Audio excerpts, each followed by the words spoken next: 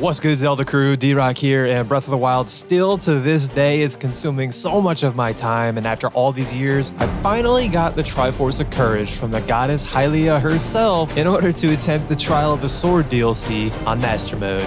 In this video, you are going to see me take on the middle trials as well as try to help you complete them as well. It's worth noting that there are no spots where you can save, so once you start, you either have to complete all 17 floors in a row or die. Sorry to be so blunt. Another important thing to point out is that I do have two very key buffs applied before going into the trials, those being a health buff as well as an attack buff.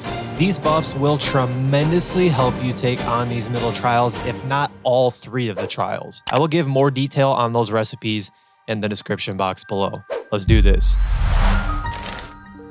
Quite literally, as soon as you are able to move, you will be attacked by a bokoblin with a fire arrow, so you gotta be quick here. The benefit of these first couple floors is that there is a constant updraft that is actually quite useful. That being said, it could also be your demise. See what I did there?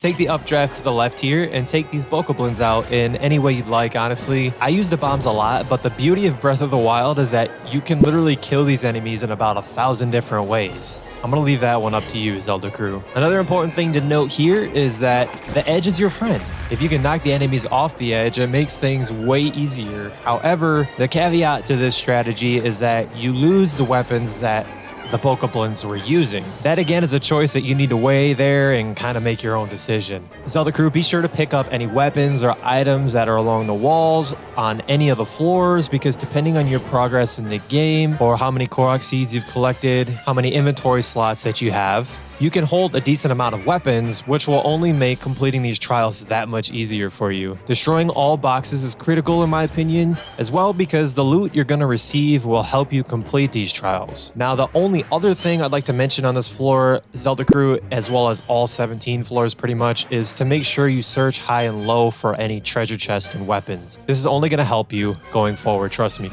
On this floor specifically, be sure to get the two treasure chests that are on platforms high up toward the top of the shrine. One of them you can get super easy by just tossing a bomb and exploding it at the perfect time in order to get the upgraded bow here. The other chest has vines beneath it that you can burn with some fire arrows in order to get the upgraded sword. You don't necessarily have to get the items in these chests, but they're definitely going to help you on the floors ahead just because of how much stronger these weapons are. The second floor here actually wasn't as hard as I thought it was going to be, given that there are two fire whiz robes here. But again, with the constant updraft here, if you nail a headshot on the whiz robes, they'll actually fall to their death and you won't have to worry about them anymore. It's a piece of cake, Zelda crew. The only other thing you will have left to take on is the two blue bokoblins and the black bokoblin. If you use the edge to your advantage here, it won't take that long at all unless you like the weapons they're using, which again, I'd recommend if you continue to struggle with the floors going forward. On the next floor here, ride the updraft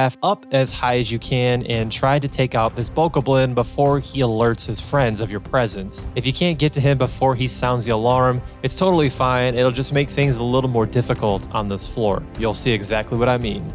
After he's dead, start taking out his homies with headshots preferably. Try as much as you can to take out all of the ranged enemies first, because they will have deadly arrows like bomb arrows that'll take you out instantly if you're not ready for it. Once you take them out, things should start to die down as far as arrows flying back and forth. Snag all the goodies that you see if you'd like, then take out the black bokoblin over here that still has no idea that we just demolished his entire crew. Floor 4 is going to pit you against a decayed guardian, so be thankful it's not a guardian stalker. But again, with the updraft here, it makes dodging the laser super duper easy. The same strategy here, Zelda crew. Just shoot this douche in the eye, just stun him for a second, which will allow you to get close and whack the crap out of him with your melee weapons. Onto one of the hardest floors you'll face in the middle trials. Did I say hard? I'm totally kidding, Zelda crew. So peaceful. Here's your reward for completing the first 4 floors in a row. Link gets some rewards, and be sure to at least get the Hylian trousers so you take less damage overall. Link's able to cook as well as snag a fairy just in case you do die. Destroy and collect everything, including the fish in the pond, so you can cook those up and have meals to replenish some health. Onward to the next floor, Zelda crew. This is where the fun begins. Notice anything unusual? Oh yeah, it's pitch black in here. Anyway, with that out of the way, take out the 5 fire keys first, as I found these personally to be extremely annoying. Once you take care of them, all that's left is the big electric choo-choo that's literally impossible to miss. Be sure to keep your distance because once it dies, it's going to explode and you will receive some shock damage if you are in the blast radius. Despite the complete darkness, once you get over that hump, the massive hump, you'll realize on this floor that your best pals, the Lizalfos, are back. Whew. There's a total of 4 Lizalfos, 2 fire-breathing ones, and 2 black Lizalfos. I didn't do a very good job of avoiding the fire-breathing Lizalfos, but I definitely recommend taking those 2 out first. That way you can focus on the less challenging ones. I completely failed my first couple tries, but you can shoot the chandelier inside the skull to break it, which allows it to fall and hit an exploding barrel, which will hit the Lizalfos, and these guys will take a ton of damage, even on Master Mode. If you miss it, like I did, then, well, good luck, because you alert them all, and this floor suddenly becomes extremely complicated. You got this, Zelda crew. Just remember your combat fundamentals. Boop the crap out of that like button. Thank you. I appreciate it. And you will rise out of the darkness, quite literally. All right, next floor. First thing you need to do here on this floor is take out the Fire Whiz Robe so that he doesn't interfere with taking out the other enemies. His Meteor Rod is always extremely nice, so that's another plus for you. Now that you have the Meteor Rod, just start spamming the crap out of that thing, Zelda crew. This will catch the enemies on fire, and it just makes things so much easier to handle. You'll notice that I keep switching back and forth in my weapon screen. I do that because it basically resets the load time for the Meteor Rod, so you can just spam it and shoot a ton of fireballs at the enemies around you. As usual, take your time and look for any weapons or arrows, for example, before you move on to the next floor. You'll notice pretty quickly here that there is a Decayed Guardian in the middle of the map, so I would definitely make defeating him your first priority. You can do the shield parry if you're so daring. However, I do have to point out that on Master Mode, the laser does have a slight delay compared to normal playthroughs that you've done, which could throw off your timing, so just keep that in mind, Zelda crew. If you do decide you don't want to take the huge risk of a shield parry against the Decayed Guardian, which again is totally understandable, just get close enough to shoot him in the eye to stun him, then beat the crap out of him with your two-handed weapons to make quick work of this guy. Yep, another room where you can't see in front of your face. Oh joy. You'll be facing off against a Hinox this time. It's the same strategy here as most Hinox fights, other than the obvious darkness, you know.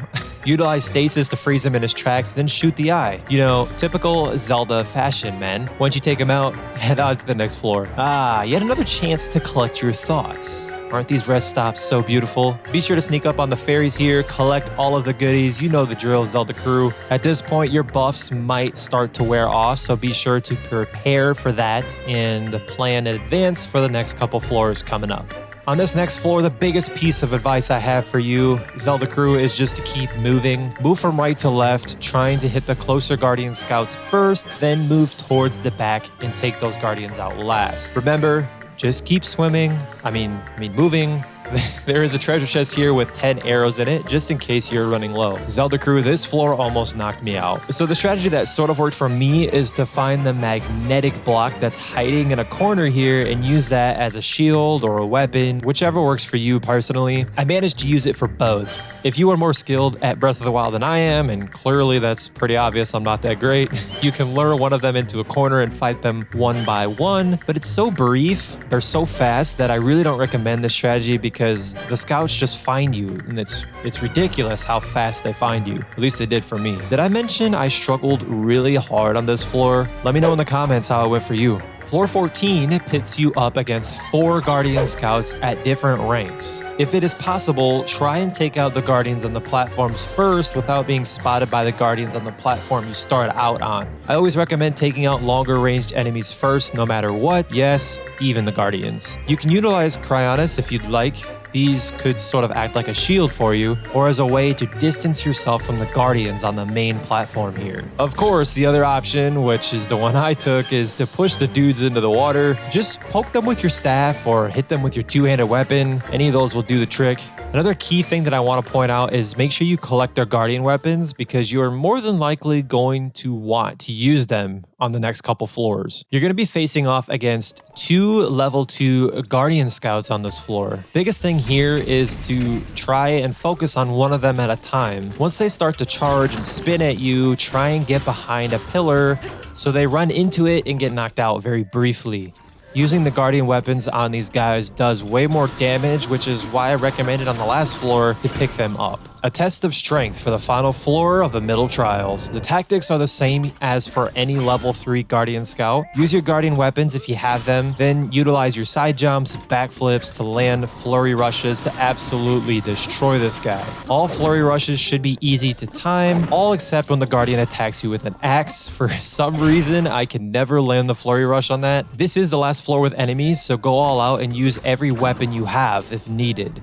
I personally like to use the shock arrows to stun the guardian when needed. Once the guardian gets to about a quarter of life left, he's going to start to do his laser spin thing. This is super easy to dodge. Utilize the updraft the laser creates to shoot the guardian in the eye to stun him for a quick second, then rinse and repeat, Zelda crew. Once he's literally about to die, the guardian will start to supercharge a laser. Trust me, the laser isn't as intimidating as it looks or sounds. It's super easy to dodge. So just keep moving and attack when you can. Piece of cake, right? I'm totally kidding. This was not easy at all. Congratulations on getting past the middle trials, Zelda crew. Your Master Sword will be powered up again, which will be the second power-up out of 3. The Master Sword will have an attack of 50 after this point with only 1 power-up left. By the way, yes, you can fall off the ledge here. The thing is, none of these middle trials even matter if you haven't done the beginning trials yet. So to make sure you have the easiest time getting through the beginning trials, continue on to this video here for a complete guide on how I tackled the beginning trials for the Trial of the Sword DLC, all on Master Mode, of course. It'll make your journey so much easier. Much peace and love. Be the light.